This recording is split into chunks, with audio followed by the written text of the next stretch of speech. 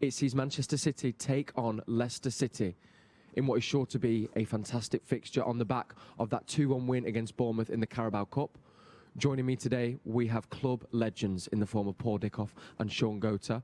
And just further to my right, Natalie is also with me. So great to be with you all. A very good afternoon and happy Sunday. Guys, so nice to be back and so nice to be with you and back doing the show. Paul, how are you? Yeah, great. Buzzing for today. Really looking forward to it. First home game of the season. Sun is shining. Sean's brought it over from Bermuda for us, which is always good. And yeah, can't wait. Really can't wait. I think it's going to be a great game. We have to ask the question that I'm sure everybody is thinking at the moment. Paul, it's kind of a little bit difficult for you because you kind of have ties to both. But where is your heart today? Here in Manchester, of course. What we like. Absolutely. Quite literally. We're paying him today, yes. Yeah. That was Leicester TV last week. It's now. And we are quite literally in the heart of the city. So we see what I did there, Nat. Do you like that? Yeah, smooth, mate. Thank you. Yeah, Shaun, you brought the sunshine. How are you, sir? You want to know how I brought the sunshine? Could you please? Yeah. Wow. I just woke up like this. No, listen, it's great. As Paul said, it's great. It's great to be, back on the show again. I'm really excited about today.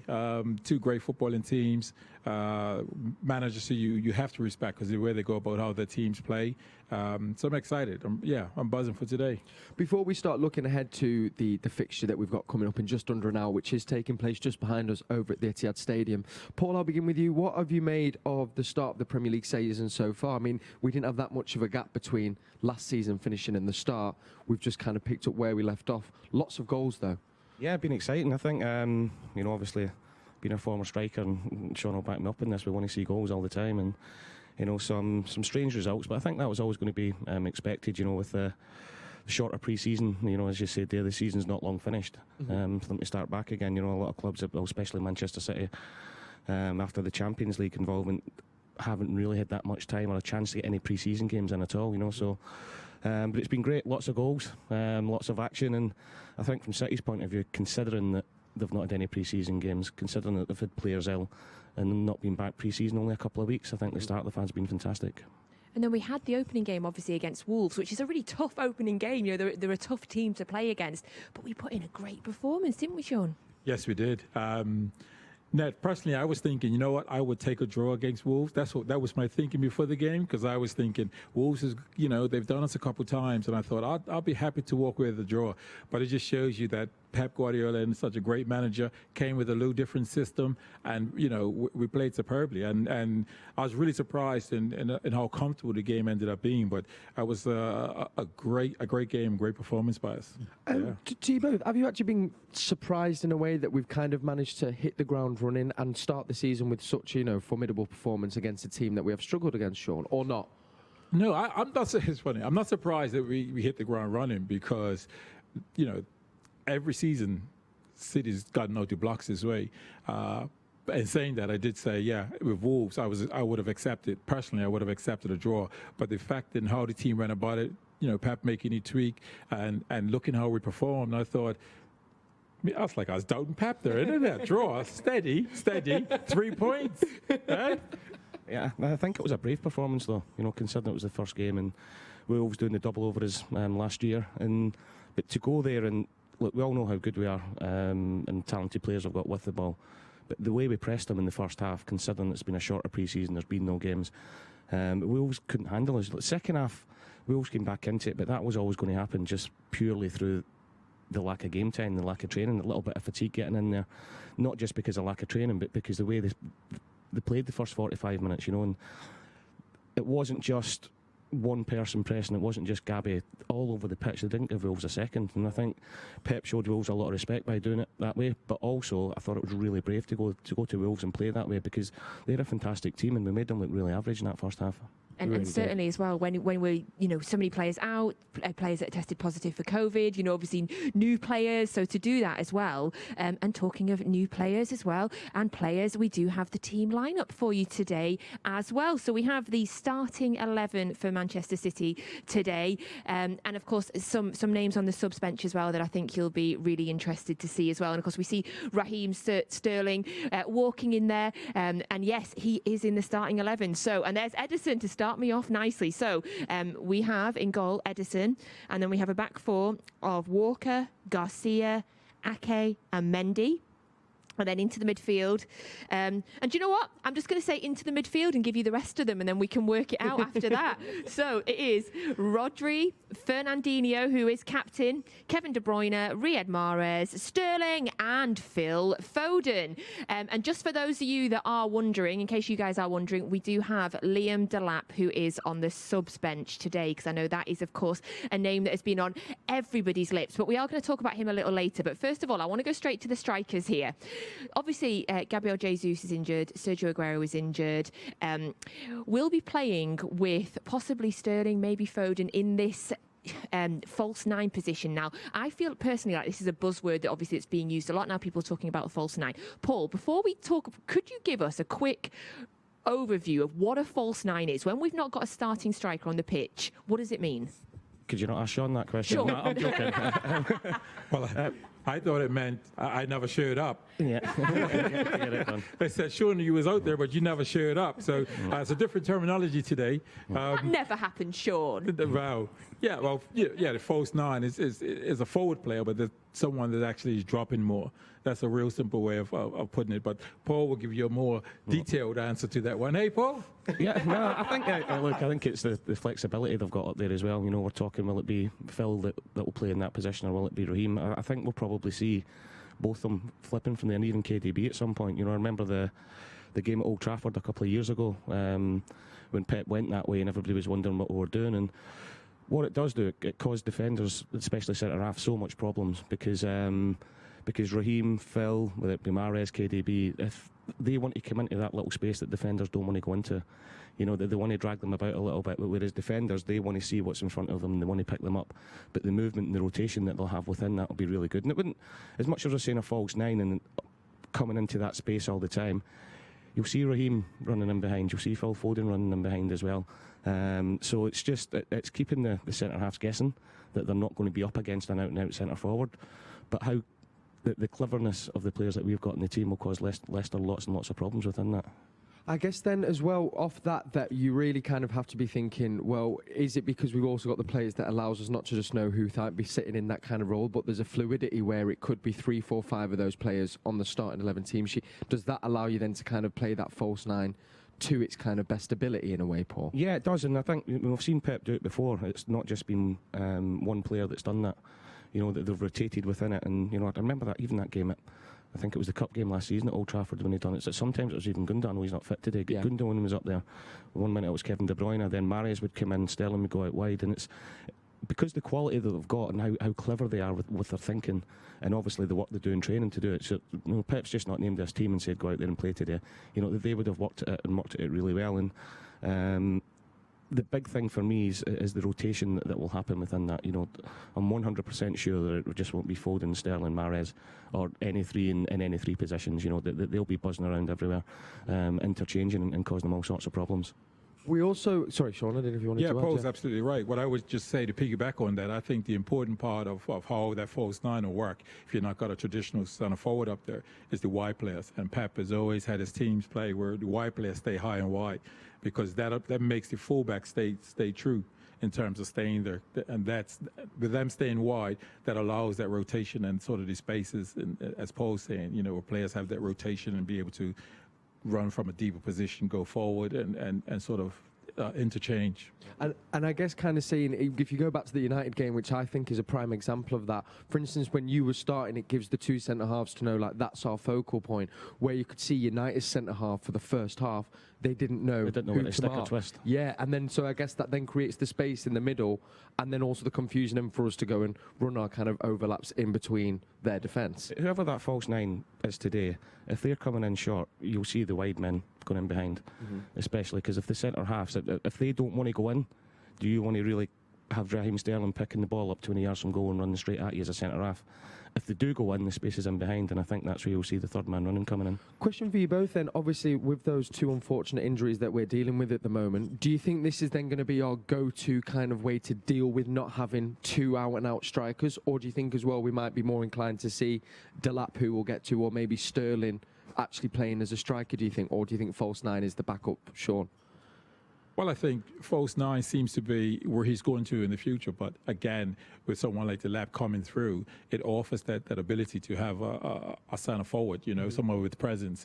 Because for me, in me seeing him, what I liked about him was he was a true centre forward, almost a throwback, because just his physical presence. But he's quick. You also know he's got intelligence, because Pep is not picking anybody that doesn't have an intelligence about his game, and he'd also have ability. So being able to see him come into things at some point in the future will be good. But I think initially Pep has gone to the false nine. We're seeing Sterling go there. We're seeing De Bruyne play in that position. Or even seeing Bernardo Silva at times play in that position. Yes. So I think that's probably his more go-to. But it'd be interesting to see the youngster get an opportunity at some point in the future as well. I think that's what'll be interesting today, and I thought it was fantastic tactically the other night there against Wales, was how, I know Shaun was talking before about our wide players like to play really wide, but they played so narrow at Wales the other night. They're not allowing Wales wing backs to bomb forward, because the centre halves of Wales wanted to tuck their wing backs in. They didn't want to be left one-on-one with Foden, with Gabriel Jesus or Raheem Sterling. So I was just wondering if that'll happen today, because Leicester's full-backs, I seen Leicester last week against Burnley, and their two full-backs were the best attacking players. Yes. That they spent more time in the opposition's 18-yard box than they did in their own. So I'm just wondering whether they might play a little bit narrow today, just to stop their full-backs bombing on forward. Because I couldn't quite work out what that does, is because we're so used to seeing our players make that pitch as wide as possible, and initially you're thinking, is that going to be counterproductive to the way City play?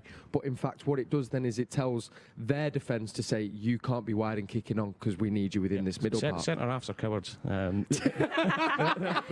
Notice there's none here. Yes. They don't want to be left one-on-one, especially nowadays with how quick the players are, especially the players from Manchester City. So because the other night there, with Foden and Sterling playing so narrow, the centre halves of Wolves, they were making sure that their wing backs, and Traore in the first half, you hardly seen him because he was back defending all the time.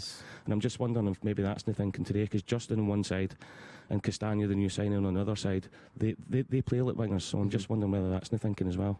Well, one man who will know the answer to that, and unfortunately we can only guess, is Pep Guardiola, and we can hear what he had to say ahead of today's game against Leicester.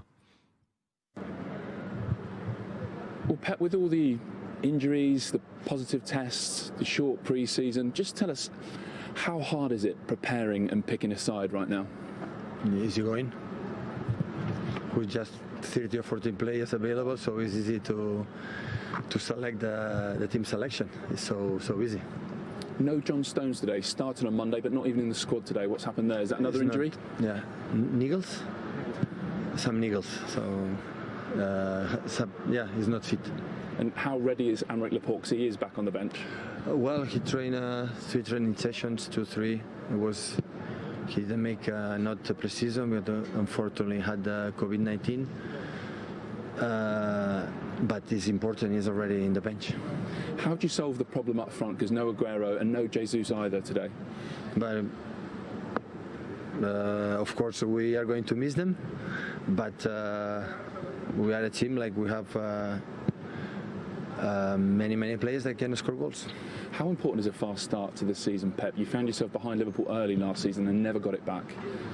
Yeah, it's so important to win the first 10 games, but after it's important to win the next 10 games, it's important to win the last 10 games, and especially the last 8 games. So when you start good and saying it's important these 5 games, are you saying the next 5 are not important? They are.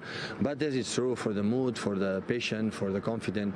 Winning games at the end give you points, but especially give you something in the emotional side that is so important. How do you control and stop Jamie Vardy? We know that 1 or 2 was going to do it, so he's unstoppable. He moves incredible well. I admire him a lot. He's a fantastic player since I arrived here. I didn't know him much when I was in Germany and Spain, but he's an incredible player, and we know 1 or 2 is going to do. Try to don't do much and create enough chances and options to score goals. Thank you, Pep. You're very welcome. Cheers. There's our manager giving us his thoughts ahead of the game against Leicester. Thank you for choosing We're Not Really Here. If you've just joined us, I've got Nat joining me today, and Shaun Goater and Paul Dickov. Just a point before we look over to the Leicester team. He kind of said there we had 13, I think 14 first-team players fit. I feel like this is probably going to be something that happens throughout the season. How much more difficult is it going to make it to kind of build up some consistency when you kind of have only got 14 first-team players available, Paul? Yeah, it will be difficult because we've got some big players missing as well. You know, we've already spoke about Gabriel and Sergio Aguero. You know, Bernardo Silva, Cancelo, John Stones out, Laporte. You know, there's a lot. Most squads in the country couldn't deal with that, and I think that's maybe why for me the start's been as impressive as it has been. You know, because it's been disrupted. Even the pre-season's been disrupted with illness.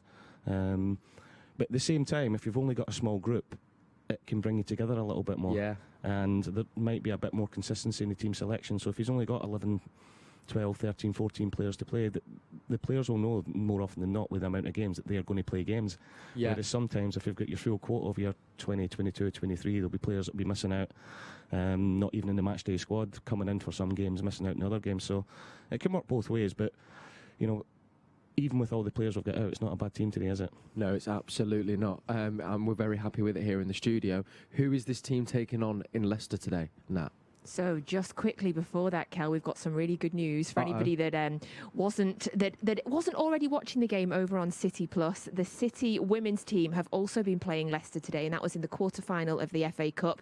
And we won. We won 2-1, so we have moved into the semi-final. It was a Chloe Kelly penalty and Georgia Stanway goal. So we will be playing Arsenal in the semi-final of the FA Cup. So congratulations to the women's team. And I think I'd take 2-1 right now, guys. If we could have 2-1 for the men as well. Yeah, take a 2-1. 2-1, 3 We'll points. take that right now. Very good omen right there for us, isn't it? That's just what we like. But as for the Leicester team that we will be facing today, some of the highlights from this Leicester team specifically that I want to have a little quick look at. Starting is, of course, Jamie Vardy, the Golden Boot winner from last season. So straight away, Shaun, in terms of how do you stop Jamie Vardy? How will we, do you think, try and stop Jamie Vardy? And we can see the Leicester team. There's Kasper Schmeichel arriving just now. I think with Jamie Vardy, it's a case of stopping it at source, meaning the supply. The way we play, we dominate possession, so therefore a lot of the ball possession is in and around the halfway line or even further forward in the final third. And this allows for Leicester to counterattack and slide those balls down the side, which is perfect for Vardy. So for me, it's either we play away, which is going to be deep, that doesn't give him that space, which is not Pep Guardiola style, which is not Man City style. We dominate possession, but dominate the ball. So I think it's about whenever they have possession, as soon as we can, it's apply that pressure to make sure that quality of ball down the side to him isn't good, because Vardy will be looking for that all day long. And you mentioned earlier, of course, the wingers as well, Paul. So you've got Castagna, who is, an incredible threat down the side and was putting so many balls in for the West Brom game. Absolutely, and he got a couple of assists last week, scored in the first game. Young James Justin on the other side scored last week as well. So that their fullbacks are really contributing well. Harvey Barnes is going to be a threat very, very quick. Had a great game last week as well. But going back to what Shaun's saying, I think it's the centre halves of Nathan Ake and Eric Garcia today. They're going to have to be switched on. That's the biggest thing, because we are going to dominate possession. I don't think it'll be any secret that when Leicester do win the ball back, because we play such a high line, that they'll be looking to get Jamie Vardy in behind. So, sometimes, I always get told that you're at your most weakness when you're the most dangerous in the game. So when we're attacking and we've got the ball, it's so important that Eric and Nathan are really switched on and know where Vardy is, and not sort of get involved in watching how lovely we're playing in the attacking game, just for 90 minutes. And it's game management. That's all it is. You can't switch off for 1 second with Jamie Vardy. So you've just got to make sure that you're on it. You know where he is. Mark space side, as we're always told as well, because that's the side Jamie wants to go down. And sometimes maybe just give yourself half a little yard, because we know how quick he is. Of that, because I always think, if we're knowing that you're coming up against a Vardy, and Paul, you'll know because so many times I watched you put the burners on players, do you not think that you kind of would go and forward that respect and say we should maybe sit a little bit deeper? Or do you actually think it is just that whole thing, if you stop it at source, they won't get the ball in behind? Because we do play such a high line, Shaun. That means the whole philosophy and how Pep is in terms of dominating possession. And if you're saying we're going to drop, that then changes so much about the game. His City's about dominating possession, and then when we don't have it, it's immediately applying that pressure. Mm-hmm. So then if you're saying drop, Pep Guardiola style is not about allowing them to have any consistency of passes. So I think this is something he just won't do. He'll rather take the chance that we'll apply the pressure and that ball wouldn't be so perfect. Plus, we'll have the centre backs to be switched on. Vardy, I'm sure, looks forward to these games because there's certain teams that I used to score against and you just look at when do we play them. Vardy's one of those players, so we really have to keep Vardy quiet. I think as well as the two centre-halves, I think Ederson's going to be massively important as well because we know he plays as the sweeper-keeper, but I think we might even see him being a little further out today. You know, just to stop that threat from Vardy in behind. So if the ball does go over the top, your first port of call is Ederson to do it as well. And going back to Jamie Vardy, you know, I've got so much respect for him, just not because of the goals he scored. You know, since Brendan's went in there, and you'll agree with this, Sean, he's changed his game. You know, how so? He's not the Jamie Vardy from 2 or 3 seasons ago when they won the Premier League 4 seasons ago that would go and chase. You know, they used to say that he used to chase a crisp packet around. That if it was windy, he would be here, there, and everywhere. But the way Brendan's got him playing, you know, I think last week or the first game of the season when he got the 2 penalties against West Brom, I think he only like 12 or 13 touches in the in the opposition half in the whole game. You know, so he knows he's getting a little bit older, so maybe he's him and Brendan together looking after his fitness, but he's conserving his energy for in and around the box. Whereas a few seasons ago we would see him run in one channel, chasing the goalkeeper down, out to the fullback, coming back in, running here, there, and everywhere, and he's flipped it around a little bit, and you know, European the Golden Boot in the Premier League last year has probably paid dividends because of that. And would you say, does that all come from a coach then, do you think, in being able to finesse someone's game? Or is it him just getting a little bit older and mature? Or we all know, I think, are aware, Brendan Rodgers has a great reputation for being a great coach. So does it come from the coach? I think it's both. Okay. I think, you know, when I got older, I started, you know, when I started hitting 32, 33, I was just like, I know that's a good ball in the channel, but I'm not ready for that one. 5 more minutes, I'll be for that one. He used to go to feet all the time and leave me to do that. That's what used to happen. Go, bro. But you do. You just get a little bit wiser to it. So therefore, like Paul said, maybe 3-4 seasons ago, you know, he probably made 18 runs in the channel, whereas now he's probably making 13. But believe me, with those 13, 10 of them ended up being, you know, really effective. And I think what Brendan's done with the team as a whole is as well, it's not, you know, we keep going back to Jamie Vardy that won the Premier League.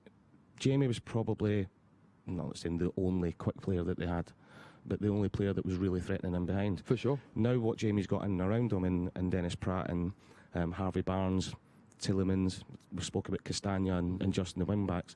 They've got a lot of energy and a lot of pace that probably stops Jamie having to do that because he's got that around him. The burden's been lifted kind of in a way. Let's go back to one of our goal scorers then that we touched upon at the start of the show. That boy, Delap, who of course scored for us in the middle of the week against Bournemouth. Only 17 years old. Paul, I'll begin with you because I also know that you know a lot about the academy. Same with you, Sean. What has impressed you most about Delap? Not just how he took his goal the other night there, it was how he played as if he didn't have a care in the world. You know, we all know it, and look, he's a big lad, 6'1", 6'2". We know he's physical, we know he's quick, we know he's a finisher, but he went out there and enjoyed it, and it was a little bit old school for me. He didn't mind going and roughing up the centre half for a 17-year-old. You know, he just went out there and thought, you know what, let's bring it on. And you know, towards the end of last season, he was scoring goals for fun. He's made the next step probably quicker than what people would have thought because of the injuries that we've got.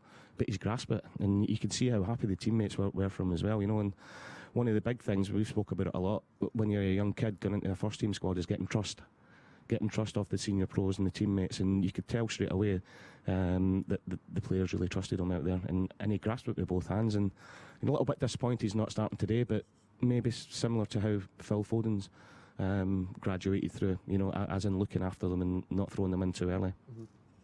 And obviously, we mentioned he's 17 and a half, nowhere near 18 yet. There's an old football cliche where they say, if you're good enough, you're old enough. Do you think that is really applies, especially here for him? Yes, it does. I mean, he's shown his qualities, and again, you couldn't have anyone better to assess you than Pep Guardiola. Pep's no fool. He's the best at it in terms of knowing that our players ready and will also need the time to develop. But for me, it's exciting because I always felt that, having watched City in the last 3-4 years and seeing how we've evolved, I always felt if we perhaps had a striker, it would be good to see us have a striker that was a 6'1" striker with just a physical presence, as opposed to the Agueros and the Jesus, the sharp, nippy, but somebody that's the Paul Dickoffs, the quality, the player that has a presence about him, so they can have a bit of the physical if it needs to be that, but also has that quality on the ground. So I hope he has a good portion of games and to be able to see how he can fit in. But 17, got a great future ahead of him. Very exciting for us City fans. I'm sure a name hopefully we're going to be saying lots more throughout this season. Looking to our other kind of striking outlets, we had the most potent strike force across Europe last year. I think in domestic games we scored 102 goals. I think that's the drop your mic. Hey, go on. Scott Shaun Goater's seal of approval. I think closest was kind of Bayern Munich, who I think around the early 90s goal. We've seen a lot of additions come into the Premier League. Would you still say, and I know we are maybe slightly biased, do City still have the most potent and threatening attacking force in the Premier League? I think so. Yeah. It's not, but not just. I think as a squad we do. I'll rephrase that a little bit. If you look at the other teams that are up there, that have, obviously Liverpool's the main one. I feel as if Liverpool lose one of their front three, it will really, really affect how they play. Obviously, Tottenham now with Gareth Bale going in there with Son, with Harry Kane, very similar. That if one of them has to drop out or gets injured or suspended, they've not really got the cover. I just think the strength and depth that we've got, and look, we're seeing it today. We've got 3 world-class players. Our 2 centre forwards are out, and we've got 3 world-class players in that attacking position. So I think we will always score goals regardless if there's injuries or not. But whereas if I look at the other teams in the Premier League and their attacking 2 or attacking front 3, they are their main men. And if one does get injured or one gets suspended, I don't think they've got like for like, whereas we've got quality 5, 6. And well, look, it says itself, last year we had 5 players into double figures, for the first time first time ever. Yeah. So it shows you that we're getting goals and we've got quality from all over the pitch. And 3 of the players that are playing today got into double figures last season as well. So do you think that's an advantage that we have over other teams, Shaun, that we don't need to worry where the goals are going to come from when we do have sort of Sergio Aguero and Gabriel Jesus out injured? Yeah, that's the great thing about the philosophy, the DNA of City. We got goals from all over the place, from both wide areas, right up the middle. We got them from the number 10 positions. Even the holding midfielders chip in with the goals. And so it's no surprise when I see that, we're the first team to have, 5 goal scorers over 10, 11 goals, because of the way City play and the expectation of those roles. It isn't just, you play a number 10 because I want you to fill in that space. It's, your responsibilities are to create and score. So this is why the Bernardos, if he's in there, or Mahrez, when these guys are in there, the scoring goals and setting up goals. So this is why we've all come to just, in recent years, just really love how City play, because players are just getting on the score sheets. It's no longer the day like, it used to be, Paul, you got a score today. They weren't looking at like, well, what about the midfielder? It was just like, you ring us cross it, and Paul's got a score, and that's it. And Paul don't score, well, Paul, you've had a bad game. And whereas, how the game's evolved, and we're perhaps taking it to a level that, no, you're a midfielder, but you're a creative midfielder. You've got a score or assist. It isn't just you're there keeping in possession.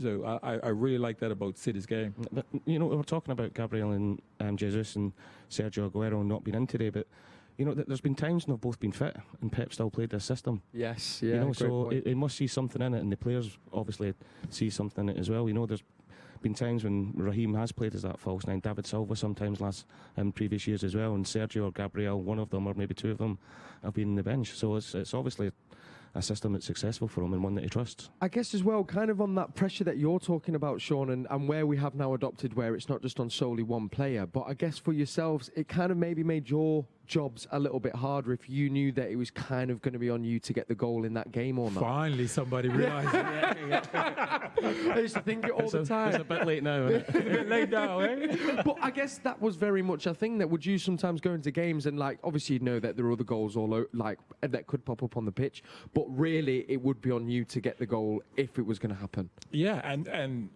not to really go off on a tangent, but nowadays, if I'm coaching a team, I let players know, if you're a midfielder, it isn't not a holding midfielder, but it isn't your role just to say, I keep possession, I transition the ball.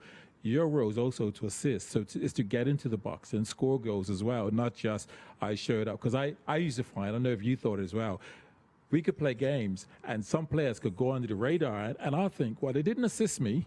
They didn't do great defending. Well, what have they done? What have they done? Yeah. You talking about me? So, sorry, go on, Shaun. so now, through my knowledge and the experience, if I'm coaching teams, and I'm sure Paul's the same, it's, coaching, you'd say, hey, mate, it isn't just about you just transitioning and then saying, I play good. Like, if you're a defensive midfielder, it's different, You're breaking up play, you're transitioning, that's sort of your role. But if you're playing an 8 or 10 role, that's a whole different situation. Talking about being the centre forwards and back in the day and the pressure, we used to love that pressure though. It was your job. Yeah. You were a Not centre quite forward. sure It wasn't.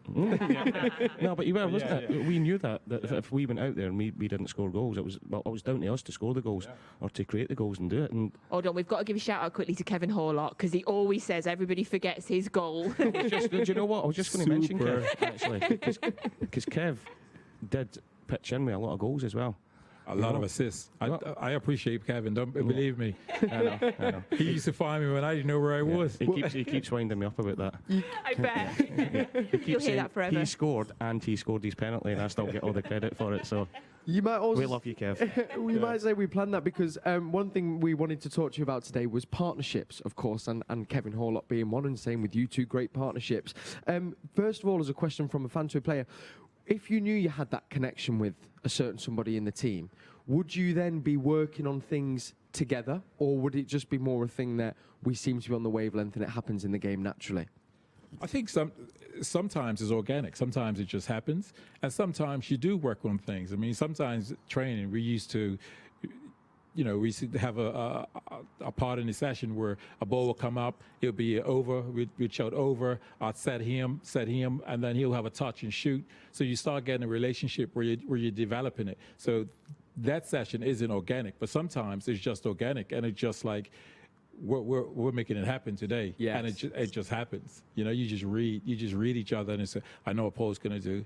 He's going to make all that graft and run for me, and I'm going to tap it in. Licking your lips. He's not wrong either, honestly. But no, joking apart, we used to work on stuff after training, and it was just not just a relationship on the pitch, and with a relationship off the pitch, and I do think that helps. You get an understanding of what your partner wants when you're playing with them. I knew that if I was coming in short for the ball, Shaun would be running the channel, vice versa. I knew if I could come in short and get the ball and get my head up, he would be making a run to go in goal, because he had fantastic movement. So it's a little bit of both. It's working the training ground, but it's that consistency of having that partnership by playing in, week out as well. Shaun, you're very honest. I like you on this show. What was he like then as a partner? Awesome. I really mean it. Awesome. That's why I scored all those goals. Hey, hold on. Cheers, Paul. Hey. Awesome, mate. Awesome. Oh, that is just like my dreams come true right now. I feel like I was a part of Don't ask Paul about me, though. That's a whole different thing. I guess as well, though, when you started, I guess for anyone now and then in our team, you've got someone like Kevin De Bruyne. He kind of becomes a partner for all players. I'm trying to think, Al Berkovic was another one I remember used to think, gosh, you must love knowing that you could have someone who could find that pass. I guess that then would make you up your game in a way when you've got players that could maybe find that pass that would be a little bit more difficult for just your normal holding midfielder to find, so to speak. You could try some more dangerous runs. Yeah, you do. And look, if you've got the quality of Kevin De Bruyne and you're a forward, you must be licking your lips every single game that you're going into it. Probably the closest I had to anybody like that, was Tugai at Blackburn. When I played at Blackburn, he's such fantastic vision and quality on the ball that I knew that if I made a run and Tugai had the ball, I wouldn't have to turn around to see where the ball was. I knew it was landing at my feet, whether it was a 10-yard, 20-yard pass, 30-yard pass. And you see that with Kevin De Bruyne, especially when he's in the wider areas. It could be 40 yards out, and he can still whip that ball in between the goalkeeper and the defenders, and the forwards know what's going in there. Mm-hmm. It's like almost like an NFL game, isn't it? When you see them start the play and they all go off on the runs, they just run and the ball just arrives in front of them without thinking. And I know you've spoke about it a lot, Paul, which I've learned from you, is the way that we kind of drill in routines and patterns and rhythm within the team, I guess all then ties into that because it does just run like clockwork. Of course it does, and we've got fantastic individual players and fantastically talented players as well, but you don't just put them out there on a pitch on a Saturday and it all works. You can tell that when they've got the build up, you can tell the movement that if somebody's coming short, the rotation in midfield especially, that it's something that's worked on a lot in training. And you know, you can put the best training sessions on in the world, you can be the best manager in the world, but it's down to the players to go out there on the Saturday or the Sunday to go and do it. And the sign of intelligent players is what you do in training, take it onto the pitch with you, and that's what Manchester City do. So if you are joining a team, Shaun, or when you did and they had sort of a set partnership in a team, how difficult was it? Did you ever have to try and break that partnership and get into the team, or were you that partnership they were trying to break? Probably, when I think of I was probably always part with someone. I didn't have it too much until the later part of my time at City, but it's one of those you can try to get yourself in, but you find yourself over trying, and it just doesn't work because their partnership is just organic. They're just thinking, you know, you're going out, you're high-fiving before a game, you're like, let's go have a bit of fun again. And you're thinking, this is my chance, I've got to do it. And then you get a chance, perhaps you don't score it or you miss the 1-on-1, and you're sort of chewing at yourself thinking, oh, I missed that chance, because you want to sort of, you know, get in and make that work. So I think it's just got to be organic, and you've just got to find your niche wherever that is. I don't know if different. Yeah, we've been in both sides of it. You know, I've been part of a partnership that other strikers have wanted to break up and try and get in there. But I think if you're the one that's trying to break into that partnership or try to get on the pitch, you've got to be very careful that you've got to stick to what you're good at as a player. And when you get the chance in the team, that you don't try and be what the other partner is, if that makes any sense. Yes, completely. And you know, and it's a really fine line, and I've done both. You know, I've went into to try and break up partnerships and tried to be what the other player in the partnership was doing, and it just wasn't my game. You know, and you've just got to make sure that you go in there. One, you have to make it work. And two, you've got to back yourself to do it as well. So interesting, because we had a similar conversation talking to Jolien about kind of centre-back partnerships, and he said the same thing. He said rather than trying to make his game about being the best central defender at Manchester City when he's there with Vincent Kompany, he said my game then very much came about being the best partner for Vincent Kompany. So I guess that's a kind of, I feel like, a more mature outlook to have on when you approach a game and go, I don't want to be the best. I'm going to do what complements and I know will be best for the team. Yeah, this is deep what you're doing, what you're talking about. And the reason I say it Thank you. is because with the different players that I played with, I just slightly adjusted, but still was true to myself and my game. Like, Paul was just, I was just like, this guy wants to run everywhere. So I'm like, brilliant. And so I benefited from that. I'd even go back as far as like playing with Gareth Taylor. Gareth Taylor, I really appreciated in the air because Gareth Taylor was probably 2 inches taller than me, used to win a lot in the air, and I didn't like that part. That took the pressure off you having to do that. Yeah. When we played alongside each other, because I'm 5 foot nothing, I'm not going to win that many balls near, so it was down to Shaun to do that and me to read his flick on. And then when Gareth came in for both of us, if Gareth played, it was great because he was fantastic He was fantastic at it. So if the ball was going up there, we just used to have to time the runs in behind. And so the fans probably didn't appreciate it as much, but I appreciated it, and I'm sure you appreciated that. And so, and as I played again with others, you know, whether it was an Alco or whoever it was, I was adjusting just a little bit, but still being true to myself, because you can't change your game. Of course. You can't change your game, but it also sort of benefited them so that your partnership worked, you know. Mm-hmm. Also, same with Darren Huckabee. He was a striker, but liked to drift out wide. So I started understanding, and he, you know, okay, you keep going wide. I'm going to roll it out wide for you. He's beat 5 players, then I was there to tap it in. There's a common theme here, isn't there? To get it done. I played a charity game once against Darren Huckabee, and I was buzzing safe to say, cannot tell you how much he tore us apart. Literally, every time you'd see me, was literally standing on the throw-in line almost on either side, would wait and then just go. And I think he scored about 3 or 4 goals. Anyway, he's still rapid now. Yeah. But I think going back to the partnerships, it's evolved now. And I know the training that Pep does, it's not so much about working in twos. So way back in the day, from when I first started to probably when I finished, it was partnerships all over the pitch. So it was your 2 centre-halves. It was your full-back and your wide player. Yes. It was your 2 central midfielders. It was your opposite, and then obviously your 2 centre forwards. So we used to work on the different partnerships and bring it all together. But I know Pep does it within threes. Ah, okay. So he'll have his right centre back in the training sessions is full back, one of the midfielders is a 3. Then Then that triangle. the 2 centre halves, triangle. Then on the other Opposite side as wide well. player, full back, and that would work all the way throughout the pitch. So it's not so much as partnerships now. You know, that they tend to do it in 3s and 4s and work in the different areas of the pitch that's specific to them.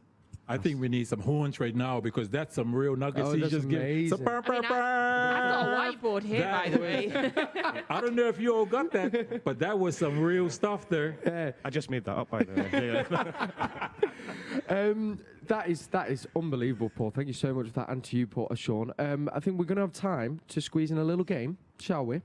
Here we go. I don't know if you know about I this. wasn't just holding whiteboards for no reasons. We are going to do the iconic goals quiz because obviously both of the gentlemen with us today have scored some seriously iconic goals. So this is how the quiz is going to work.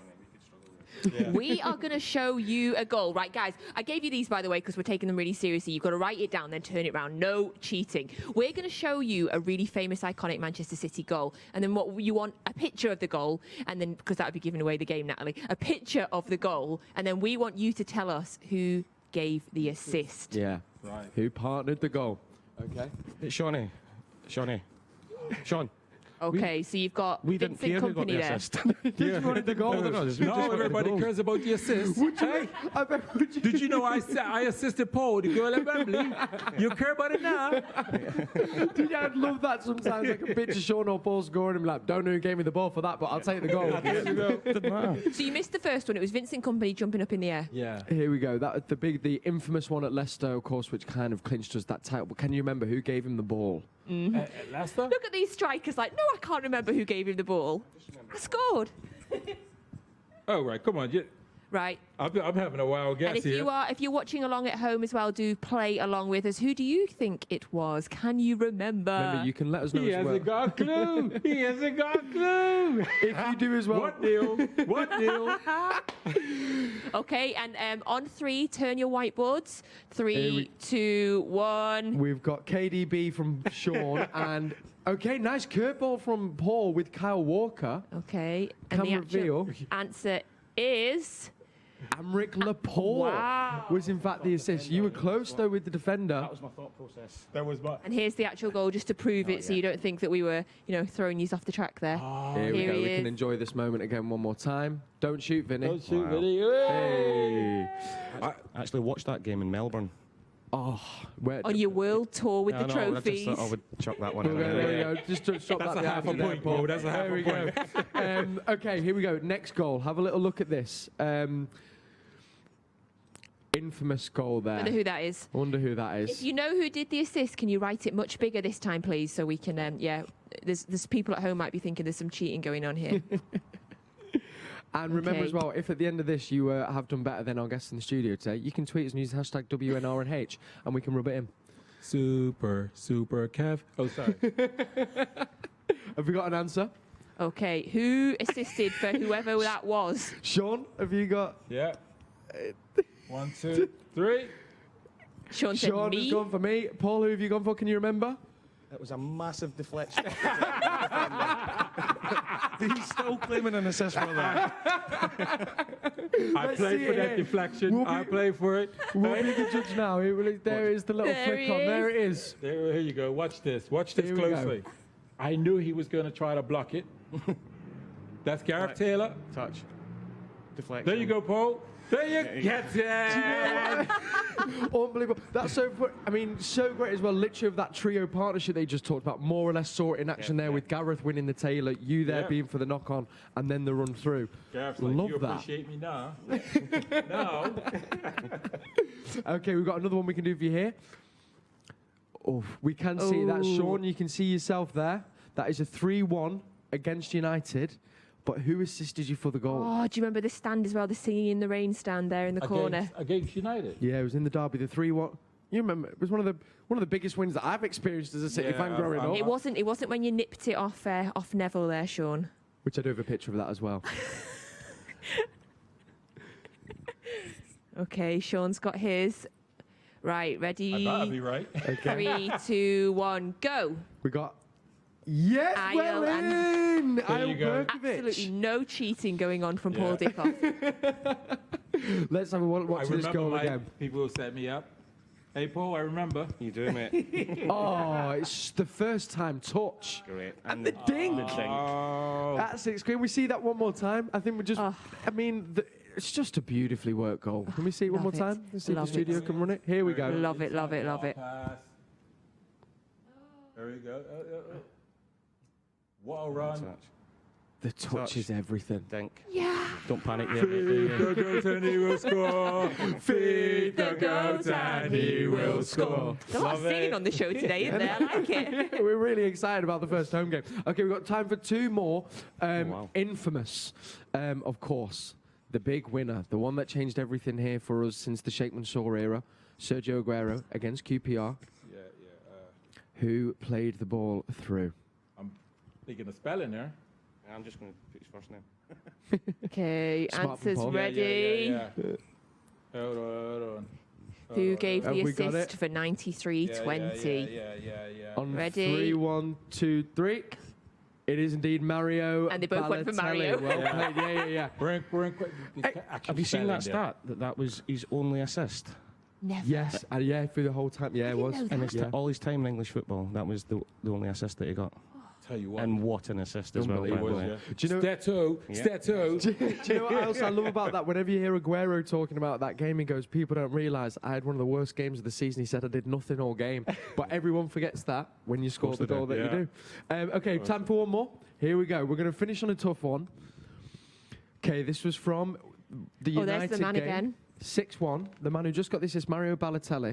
Of course, opened the scoring for that big win against United. He's 6-1. just about to flash us his T-shirt saying, "Why always me?" But who played him the ball? That was, just to repeat again, 6-1 against Manchester United at Old Trafford.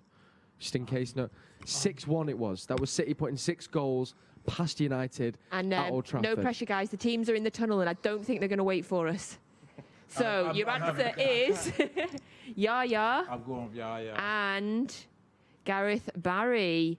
We And can the reveal. answer is It was James Milner. What? Very close again, though, Paul. Here it is, quickly I the can't goal. remember the scores either. Does anybody know what the scores were? No. Yeah. Lovely little cutback. There we go. Yeah. Why always me? Yeah, fantastic. So there we have it. Little quiz. The teams are in the tunnel, just about to come out in that stadium over there, the Etihad Stadium for Manchester City against Leicester. Before we go to that, we'll be back at half-time and then full-time to get into the game. Predictions. Paul, we'll begin with you. I'm going to go 3-1 Manchester City. Love that. Sean? Paul is absolutely right. I'm going 3-1 City. 3-1 City and I'm that. going to disagree with Shaun Goater and Paul Dickov. I'm going 3-1 Manchester City. Love that. I mean, I'll go 4-1. I'm going to go for 4-1. So if you want to let us know how you got on with our little quiz, you can do. And before we do, you can see here now, if you have a quick look at the teams in the studio, we've got brand new walkout tops that the boys are wearing, which I'm hoping we should see. I mean, trust me to say something, as the team that I'm looking for aren't there. But we'll let Leicester get out and then City get... Did I win? So it's to I think do with the you did win, Sean. citizens. It's the Citizens Giving for Recovery, obviously, that we've been talking about, that we're super, super proud of. And the City squad have got different names on the back of their shirts. Fans were able to auction to get their names on the back of these special shirts. It's part of raising so far over £250,000 for Citizens Giving. I'm really hoping that we're going to see like Kevin De Bruyne or Sterling come out and just goaters on the back of his. Oh, and yes. you've been bidding slightly, so I think after the Leicester team comes out, we should be That able to means see my them. bids come through then. Citizens Giving, though, that is something that you can go check out on City's website. We were talking about it all the end of last season, but we're running it through all this season as well. It's a brilliant project set up by the CFG, which you can all get involved in, and the money does go a long way to a lot of important causes, helping make a massive difference to those who need it most at the moment. And here you can see now, hopefully if we get the shot from behind, we're going to see some names of our fans. Oh, right, here we go. They're here. We've got Safa on there. Fantastic. So you might be spotting your name or looking for your name if you were lucky enough to win that auction. What an amazing thing to do, though. It's great. It Isn't really it? is wonderful. You know, I've been fortunate enough to be involved in quite a lot of the citizens giving projects, and the difference and the money they raise from it and the difference it makes is unbelievable. Any help that you can give to support Citizens Giving, which is running throughout the season, will be massively appreciated, not just from us, the club, but from those who are going to get the help from that beautiful, beautiful initiative that we have set up. Okay, we can see it. The teams are to the pitch. Pam Hurdle, if you ever wanted your moment, that was it. On the back of Riyad Mahrez, what more do you want? Come join us at half-time. Do let us know if you want to do your predictions or if you did get a clean sweep, like Sean and Paul didn't, unfortunately. You can do, just use the hashtag, and we'll see you at half-time and then at full-time. 3-1 seems to be the score on everybody's lips. Maybe 4. Fingers crossed. Enjoy the game. Unusual season comes to an end, and it's a mixture of fortunes for Manchester City.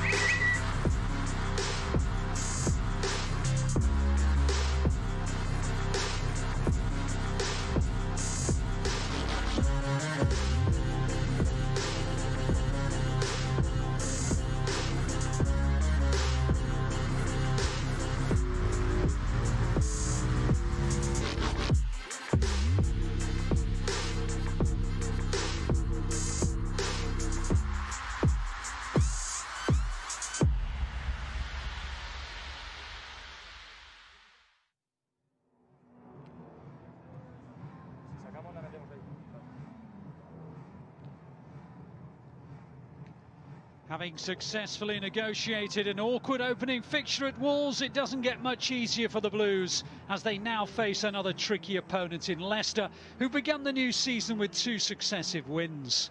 Well, Pep Guardiola has made 2 changes to the 11, which one had Molineux, Eric Garcia back into the... Pep Guardiola has made 2 changes to the 11, which one had Molineux, with Eric Garcia into the back 4 and Riyad Mahrez down the flank. On the bench, Aymeric Laporte and Alexander Zinchenko are fit enough to return, but there are 3 teenagers with Tommy Doyle, Cole Palmer and Liam Delap